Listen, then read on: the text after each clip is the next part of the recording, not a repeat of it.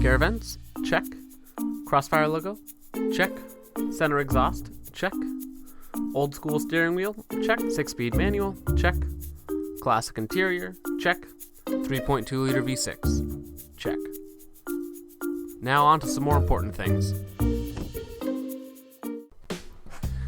So here we have the 2006 Chrysler Crossfire. It comes standard with a 3.2 liter V6 engine capable of 264 horsepower at 5,700 RPM and 230 foot-pounds of torque at 3,000 RPM. It has a 94-inch wheelbase and a gross weight of just over 2,900 pounds. This is the kind of classic sports car formula of low weight, good power, and rear-wheel drive that makes for quite a pleasurable driving experience. The fuel economy from this engine is somewhat average, and there is quite low visibility in the front and rear, but after you get used to the low visibility, it kind of adds to the driving dynamics of the car. Other unique features of the car are the pop-up rear spoiler that activates whenever you go above 70 miles an hour, and the overall unique styling that harkens back to a more classic age of sports cars. But how does it sound?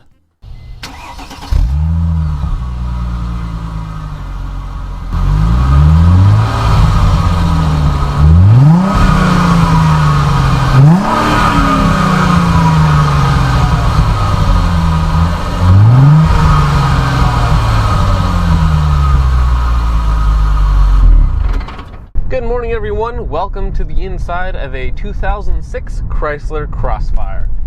Now, this is one of the most unique looking cars on the road, and it also has some super interesting driving dynamics. For this review, I'm not really going to go over a whole lot of the interior stuff or a lot of the things that aren't very important. Suffice to say, the interior is functional, stylish, and looks really good for its age. Now, this is actually my buddy's car, and he's been nice enough to let me drive it for the past 2 or 3 days, and it has been exceptionally fun to drive. So one of the first things that you notice in this car is how far back you sit. You sit more than halfway back in the car. You only have about 3 or 4 feet behind you, and you have about 6 feet of hood in front of you. It really does feel like you're kind of steering the car from the back.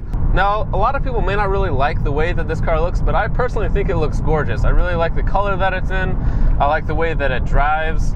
The interior matches it very well. It's very stylish for the time. 2006 was kind of an overboard year for cars, almost, especially when you match it up from other cars from that time period.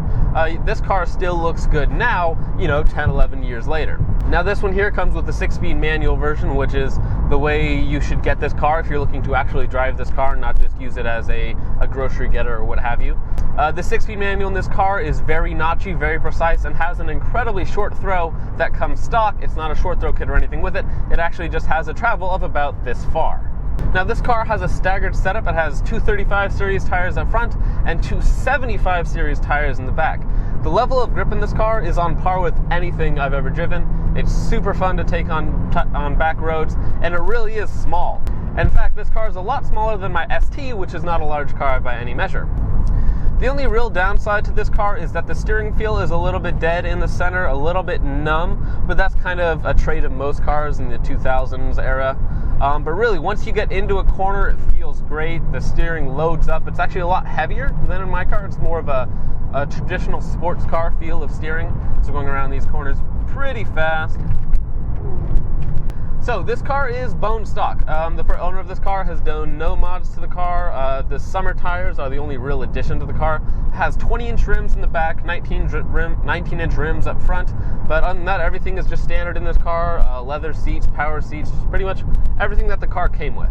We're gonna do a rolling start from like 20. All right, so we're doing about 20 miles an hour in second gear. Gonna floor it. Ooh. That was about 20 to 70 in about 5 seconds. Now, the power in this car, of course, comes from the naturally aspirated 6-cylinder engine, which feels great. The power delivery is very linear. The higher up you get in, it just keeps building and building and building all the way to the red line. Red line is only at 6,000 RPM, so it's a bit of a low red line, but you're never going to notice that. It feels great all the way through the RPM band. Now, this car really is cool. It has a lot of sports car features and things that are really cool even by today's standard. It has a spoiler that pops up whenever you get to doing more than 60 or 70 miles an hour, kind of almost exactly like a Porsche. It kind of has that sports car look, that Mercedes AMG type look, the really classic sports car. When this first came out, people kind of looked at it as like the old man sports car, you know, like the seniors that get this car and it's fun to drive and they just, you know, take it around as more of a GT car. But this car is seriously fun to drive. Another really nice thing about this car is you don't really see them all that often. Like, there's really not that many of them. So when my friend said that he was going to get one of these, I was like, dang, that's really cool. You know, it's a really more unique car. It's not something that everyone has.